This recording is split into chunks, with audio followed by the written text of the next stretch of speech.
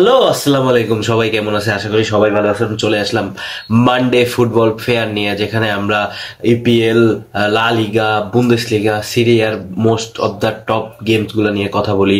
তো আজকে এই সপ্তাহে সবার জানার কথা যে এই সপ্তাহে ইপিএল ছিল না। এই সপ্তাহে এফএ কাপ চলতেছে এবং এখন ম্যানচেস্টার ইউনাইটেড আর ফুলহ্যামের ম্যাচ চলতেছে। এই তো 120 মিনিট শেষ, এখন পেনাল্টিতে চলে যাবে ম্যানচেস্টার ইউনাইটেড। তো দেখা যাক কি, আমার কথা বলতে বলতে বা এই যে রিভিউটা করতে করতে ম্যানচেস্টার ইউনাইটেড জেতে কি জেতে না দেখবো না আমরা। বাট এখন কথা বলি, আগেই কথা বলি। প্রথমে কি বলতে, কি বিষয়ে কথা বলা উচিত? Bundesliga. Bundesliga 8 point clear Bayern মিউনিখের। লা লিগা 1 পয়েন্ট ক্লিয়ার বার্সেলোনার। সিরিয়া 1 পয়েন্ট ক্লিয়ার ইন্টার মিলানের। মানে ফুল জ্যাম প্যাকড। কোথা থেকে কোথায় শুরু করব? আই থিঙ্ক খালি ইপিএল আর পিএসজির সিরিয়া, সরি কি বললাম, সিরিয়া না, লিগ ওয়ান, এইটাই খালি কমপ্লিট হয়েছে। বাকি তিনটা, বুন্দেসলিগা, সিরিয়া এবং লা লিগা। বিশেষ করে লা লিগার সিরিয়া অনেক জমজমাট হচ্ছে। ইন্টার মিলান আর নাপোলির খেলা হইল নাপোলির মাঠে, 1-1 ড্র। ডিমার্কো অ্যাবসলিউটলি ব্যাঙ্গার একটা ফ্রি কিক দিছে, জাস্ট লাইক মেসির কথা মনে পড়াই দিছে সে। ডিমার্কো ডিমার্কো যে কেন, বাই দ্য ওয়ে, ডিমার্কো 51 মিনিটে সে মাঠ ছেড়েছে। তার একটা ইনজুরি ধরা পড়ছে, জানি না কতটা ক্রুশাল। তো পরে জানানো যাবে, কারণ তাদের সামনে চ্যাম্পিয়ন্স লিগে ফেয়ারনুডের সাথে ম্যাচ আছে। তো কি হইতে পারে কে জানে, জানি না কি হইতে পারে। তারপরে আমি যদি বলি, নাপোলি একেবারে ইন্টার মিলানে, মানে সাথে নাপোলি জেতার কথা ছিল। ফুল ফার্স্ট হাফটা ইন্টার মিলান যদি হয়, সেকেন্ড হাফটা ফুললি নাপোলির 4টা অন টার্গেট শট নিছে, 3টা বিগ চান্স ক্রিয়েট করছে, একটা গোল দিছে। গোল বাইট করতে পারছে লাস্ট মোমেন্টে। ইন্টার মিলান চাইছিল মানে এক এক খেলাটা মানে 1-0-তে একটা গোলের লিড পায়া কেমনে ম্যাচটা বাইট করতে পারে, তারা পারে না। লাস্ট মোমেন্টে গোলটা খায়া 1-1 ম্যাচটা হাইরা গেছে, কিছু করার নাই। তো মানে সরি, হারে নাই, ড্র করছে, ড্র। তাহলে 1-1, এখন 1 পয়েন্টের লিড ইন্টার মিলানের কাছে। যে কোনো কিছু হইতে পারে, যে কোনো কিছু হইতে পারে। এখন আসি আপনাদের লা লিগা নিয়ে। বুন্দেসলিগার পরে কথা বলতেছি, বুন্দেসলিগাটা সাইডের আগে। লা লিগা, রিয়াল মাদ্রিদ হাইরা গেছে। শকিং নিউজ, তাই না?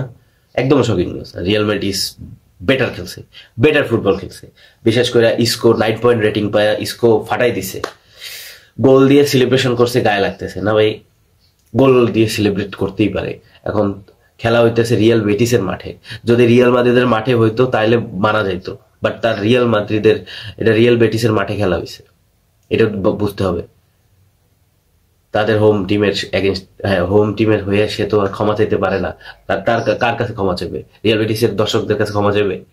তা তো হইতে পারে না, এটাও ভাবতে হয়। আর 9 পয়েন্ট রেটিং পাইছে, আর বাজে খেলছে, শিট খেলছে, একেবারে বাজে খেলছে। রিয়াল বেটিস প্রপার সেই মিড কন্ট্রোল করছে, ডিফেন্স সেই খেলছে ভাই। এমবাপ্পে, ভিনিসিয়াস জুনিয়র, রড্রিগো নিয়ে যদি আপনি একটা অন টার্গেট শট বা 2টা অন টার্গেট শট নেন, এটা তো হয় না, কোনোভাবে সম্ভব না। আপনি কেমনে ম্যাচ জিতবেন? আপনি মিড কন্ট্রোল করতে পারতেছেন না। আপনার ভালভার্দে, আপনার বেলিংহাম না থাকলে আপনার মিড প্লাস আপনার রাইট অবস্থা খারাপ হয়ে যায়। ভাগ্যিস দেন রাউল এসেন্সিও খেলে নাই। তো আপনার তো মিড টিড কিছুই নেই, আপনি তো লা লিগা থেকে হারিয়ে যাবেন। তো এখন আসি আপনার ইনিয়া। এখনো তো পেনাল্টি শুরু হয় না, পেনাল্টিটা শুরু হওয়ার দরকার, তাই না?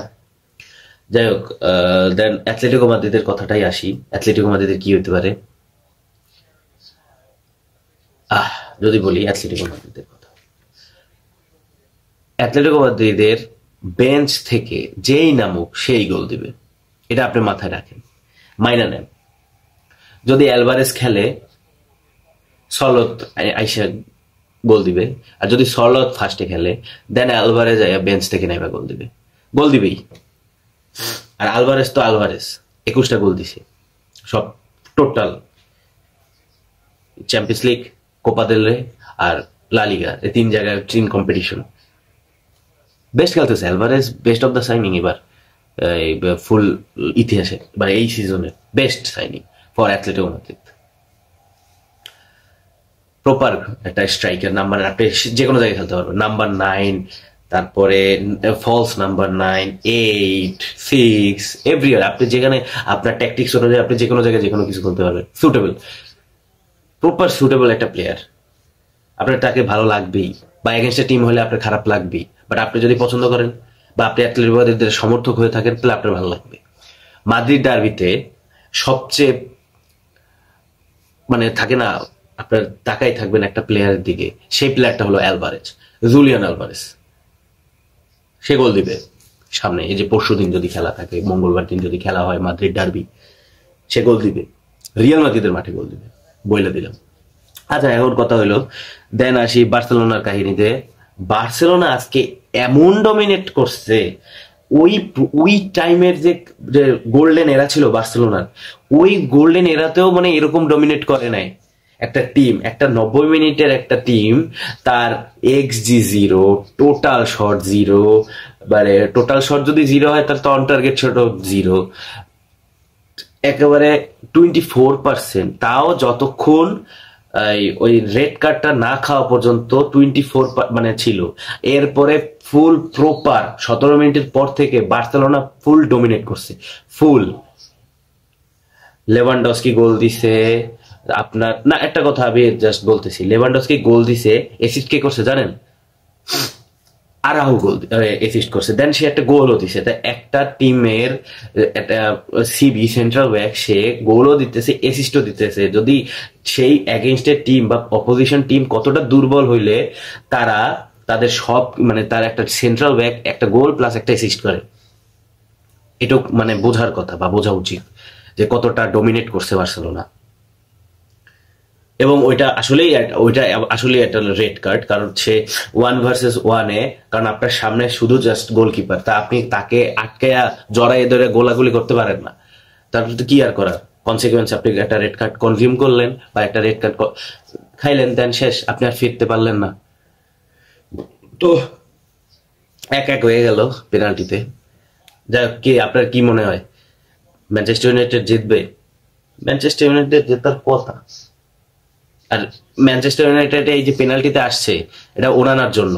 যদি ওনানা ভাই কঠিন কঠিন সেভ দিছে ভাই, ওনানা মানে ওনানারে আপনারা শুধু শুধু গালিগালাজ করছেন ম্যানচেস্টার ইউনাইটেড সাপোর্টাররা। ওনানা একটা পারফেক্ট শট সেভার, পারফেক্ট বেস্ট একটা। যাই হোক, এরপরে আসি বুন্দেসলিগা নিয়ে।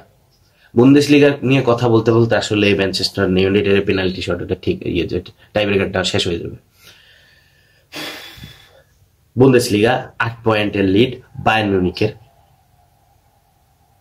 2-1 হয়ে গেছে। যাই হোক, 8 পয়েন্টের লিড বায়ার্ন মিউনিখের। বায়ার্ন মিউনিখের অনেকদিন পর কাউন্টার অ্যাটাক বেস্ট ফুটবল খেলতে দেখলাম, প্রপার কাউন্টার বেস্ট খেলা।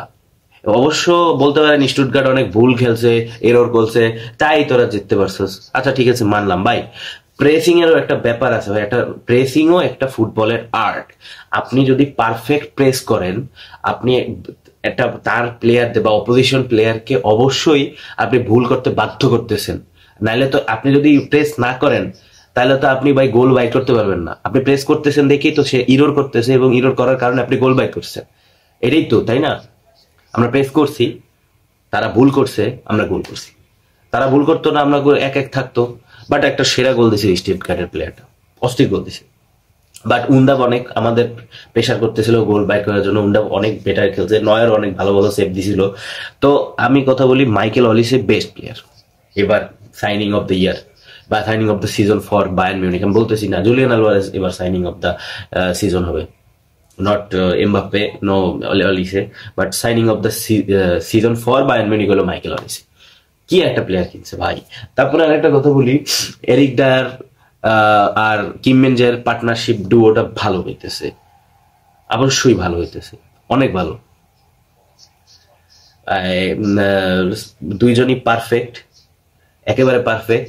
তো ওই পাশ দিয়ে লাইমার, এই পাশ দিয়ে অ্যালফোনসো ডেভিস, পারফেক্ট। হ্যাঁ, আমি এখনো বলি রাইট ব্যাকে একটা প্লেয়ার দরকার, রাইট ব্যাকে এখনো প্লেয়ার দরকার আমাদের, একটা ভালো স্পিডি, যেমন অ্যালফোনসো ডেভিস, সাথে যদি একটা আমাদের আশরাফ হাকিমের মতো একটা প্লেয়ার থাকতো, সেরা হয়ে যেত, দুই পাশ দিয়ে যাইতো। এখন কথা বলি, আমাদের ওই দিন মিডে কে ছিল? পাউলিনিয়া আর গোরেৎজেকা দুইজনই হয়েছে নাম্বার 6 টাইপের, মানে দুইজনই হয়েছে ডিফেন্সিভ প্লেয়ার মতো। তো এখন কি হইতেছে, এই জন্য জামাল মুসিয়ালা নিচে এসে খেলতে হইতেছিল, জামাল মুসিয়ালা নিচে এসে বল নিয়ে দেন ডিস্ট্রিবিউট বা প্রোভাইড করতে হইতেছিল মাইকেল অলিসের আর সানেরে। এর কারণ আমাদের পাবলোভিচও খেলে না, কিমিকও খেলে না, কিমি ইনজুর্ড, জানি না খেলতে পারবে কিনা বায়ার্ন লেভারকুসেন, আশা করি খেলতে পারবে। এখন কথা হলো, যদি আমাদের কিম্মির যদি নাম্বার 8 না খেলে বা আমাদের সেই পাস প্রোভাইড না করে, তখন আমাদের জামাল মুসিয়ালাকে দিয়ে সেই কাজটা করাতে হয়। কারণ পাউলিনিয়া বা গোরেৎজেকা কেউই ভালো বল পাস বা ডিস্ট্রিবিউটার না। দ্যাটস ওয়াই আমাদের এই জায়গাটা দিয়ে কাজ করতে হবে। আর আমাদের এই ব্যাপারটা নিয়ে দেখতে হবে যে কে খেলতে পারে। দুইজন মিডফিল্ড, আমার মনে করে 3টা মিডফিল্ডার দরকার। পাবলোভিচ, ওই যে দুইটা যে ডুও, যে কিম মিনজে আর উপমেকানো, কারণ উপমেকানোই খেলবে লেভারকুসেনের সাথে আই গেস। তো যদি খেলে তখন আমাদেরকে দুইটা প্লেয়ার যখন কাউন্টার অ্যাটাক খায়, ম্যানচেস্টার ইউনাইটেডের প্লেয়ার মিস করছে। কে মিস করলো? লিন্ডেলফ মিস করছে, মারছে, শেষ। ম্যানচেস্টার ইউনাইটেড তাদের এফএ কাপ লুজ করতে যাইতেছে। এফএ কাপ জিতছিল, এবার একটাই চান্স ছিল এফএ কাপ জিতার, শেষ। কি বলবেন? কিছু বলার আছে? এমনি আর্সেনাল বাদ, লিভারপুল বাদ, এর মধ্যে ওরাও বাদ, খেলো। ম্যানচেস্টার সিটি জিতুক, এই খারাপ সিজনের মধ্যে একটা ট্রফি নিয়ে যাক, কিছু করার আছে? যাই হোক, বায়ার্ন লেভারকুসেন ফ্রাঙ্কফুর্টে ধুয়ে দিছে, কিছু করার নেই, ধুয়ে দিছে, জাস্ট চাই রেখে জিতে গেছে।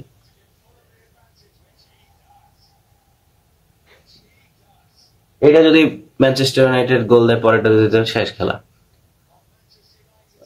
শেষ ভাই। ম্যানচেস্টার আউট ভাই, কিছু করার না, এটা ফালতু একটা টিম। এ আবার সাপোর্টও করে কোন খেলায়। যাই হোক, এরপর বায়ার্ন লেভারকুসেন এখনো টিকা রয়েছে। আমরা ভাবছিলাম ফ্রাঙ্কফুর্ট কিছু একটা করবে, ফ্রাঙ্কফুর্টই বায়ার্ন লেভারকুসেনের 4-1 জিতে গেছে। তো ট্রফি 10 ম্যাচের, এখন 10টা ম্যাচের খেলা, লাস্ট 10 ম্যাচের 30 পয়েন্টের, 8 পয়েন্টের লিড বায়ার্নের।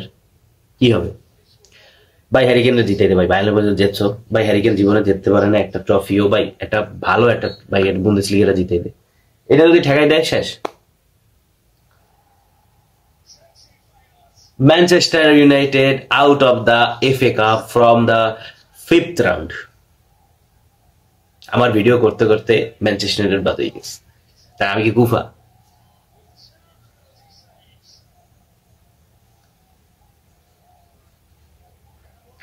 যাই হোক ভাই,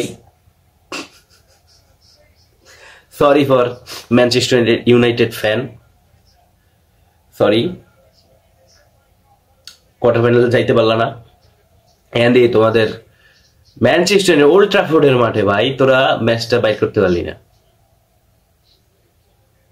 1-1 ড্র ছিল, পেনাল্টি শুট আউটে 4-3 জিতা, ফুল টাইম উঠে গেছে। তো ও বাই দ্য ওয়ে, রামাদান মুবারক, সবাই একটু পর সেরি করবে, এটা আমি ভিডিও করতেছি রাত্রেবেলা অবশ্যই। আর রমাদান মুবারক, সবার জীবনে শান্তি বর্ষিত হোক। আর সামনে চ্যাম্পিয়ন্স লিগ দেখা হবে।